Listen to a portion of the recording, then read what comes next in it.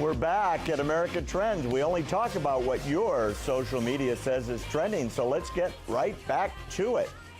It's showtime for the Republican National Convention as they meet this week and next for their presidential convention. Will there be any opposition to Donald Trump? Joining me from Las Vegas, Nevada is the founder of Reagan Baby, Megan Barth. Megan, so good to have you. Hey, thanks, Barry. Good to see you. Good to see you. I follow you on Twitter, and I know you see my stuff, so I feel like we're already friends a little bit. That's right. Let's start with our poll question. Handicap it, baby. Who's going to be the pick Friday morning? Friday morning, I think you're definitely going to see the pick of the expected nominee. The presumptive nominee will be Donald Trump. I don't think there's going to be any kind of last-minute coup. And I think that the energy is towards his campaign, and more people are coming out for their support. And I think on Friday, his pick for VP will be, drum roll please. You got it. I'm waiting. I believe it's going to be Newt Gingrich. You know, I'm rooting for you, but my sources say it's a 90% lock. It's Mike Pence. What are your thoughts? And see, and my sources say it's a 90% it's going to be Newt Gingrich. Oh, boy. Here's my issue. I know, we have different sources, obviously. But the water cooler is kind of small, of course. You know, it's going to be probably one of two, obviously, between Pence and Gingrich. But here's why I think it's Gingrich.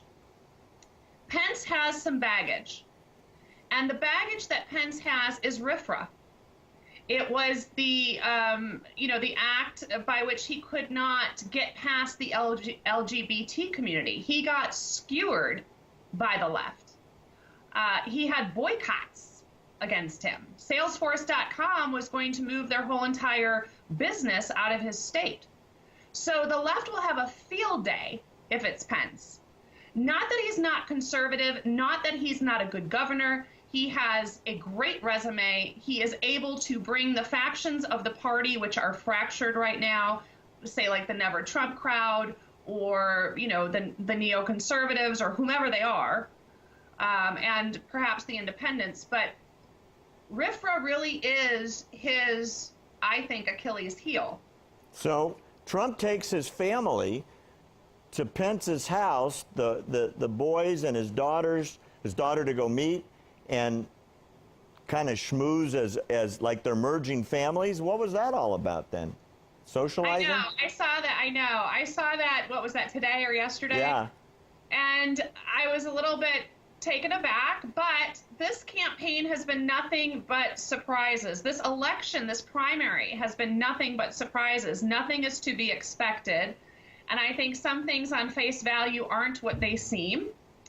I am a Gingrich fan for that slot because I think he has more of an intellectual reach as well as a reach that he can make to the independents, to the conservative faction of the party, and he can speak in larger platitudes of reform. Well, look, I'm a fan too. He brings all of that resume that nobody in either party really truly has at this point. Yeah, and you saw Newt Gingrich the other day on Facebook. I think it was just a few days ago, and he had a Facebook presentation streaming live with Van Jones. And I think it was the day after the Dallas massacre or a couple days after the terrorist attack there, where they were talking about solutions that needed to be addressed. And this is the type of dialogue that the American people are hungry for. And Newt has a unique ability to bring someone like Van Jones to the table. Right? So do you think he's the kind of guy that can appeal to the crossover votes, the Reagan Democrats as they're called, the people in the middle that are the uncommitted? You know, I think the Reagan Democrats are really lining up behind Trump. You look at his numbers, and he's got 12 to 13% of the Democrat vote, and that's according to Quinnipiac.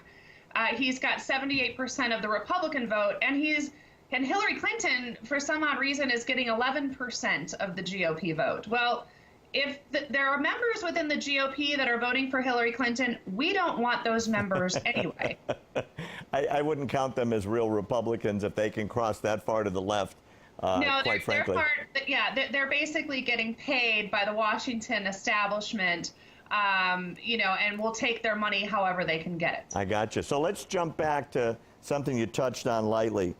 There's a bunch of delegates that are forming the not Trump faction within the convention walls. What's his name? Carell in Virginia just won a court case that there might be a way to unhinge the first ballot commitment to Trump as a violation of First Amendment principles under the Constitution. Is there going to be a breakdown and an anarchy on first ballot? I really don't think that the Never Trump movement is that strong. I would consider them quite marginalized. I mean, you do have redstate.com, which is a Never Trump site. You do have some within other media that are Never Trump. But I think that the voice and the power of the American people, and honestly, Barry, I don't think that there's anything that anyone could do to appease the Never Trump movement, because they still want somebody like Mitt Romney, who lost, and quite frankly was a moderate. And this country right now doesn't need a moderate. As we've seen, you know, in rally across the country, there are tens of thousands of people that are demanding that Washington change. We are actually in a conservative way, or at least a populist way. If you want to call Trump a populist, I'm not going to disagree with you. But we certainly know that he does not have the Marxist leanings and tendencies of the Alinskyites and the disciples of Alinsky on the left. Oh, couldn't agree with you more. Yeah, and he's got, you know, Jeff Sessions behind him. He's got Newt Gingrich. He's got Giuliani. He's got kind of Paul Ryan. What more do they want? I mean, you can't say that Jeff Sessions is a conservative. You can't say that Newt Gingrich is an intellectual. And those are the types of aspersions that are being cast upon not only Trump, but his supporters like myself. All right, well, let's step outside the convention walls. It's 2 weeks from now, Megan. He's the nominee. How does he beat Hillary Clinton and the Democratic machine? Well, I think that he needs to use Hillary Clinton's lying words against her. He's got a lot of ammunition. Look, Hillary Clinton is a flawed candidate. She is actually polling nationwide at 39%. As of today. As of today, and that was, I think, Rasmussen. She is polling 39 to 43%. Trump is beating her, and that was a big swing, and such a huge swing, and such a concern to the Hillary campaign that her spokesperson tweeted today that Trump is dangerous. And that's where we want them. We want them to feel threatened. We want them to feel like they are losing because they are. And so the whole media narrative around Hillary, like she's just going to waltz in and take this prize without any sort of pushback, she's underestimating it, as is her campaign. Okay, as is so take it out. His does he have to be more presidential to be the president? That's your last one. Look, I think that he's actually demonstrated that quality quite well. And I think as soon as Manafort got on his campaign, he's really kind of done a 180. He's using a teleprompter, and he had a great interview on Bret Baier today. And what he's saying is obviously appealing to the American people. He beat 16 of his colleagues. Megan, and he has an easy chance to beat Hillary.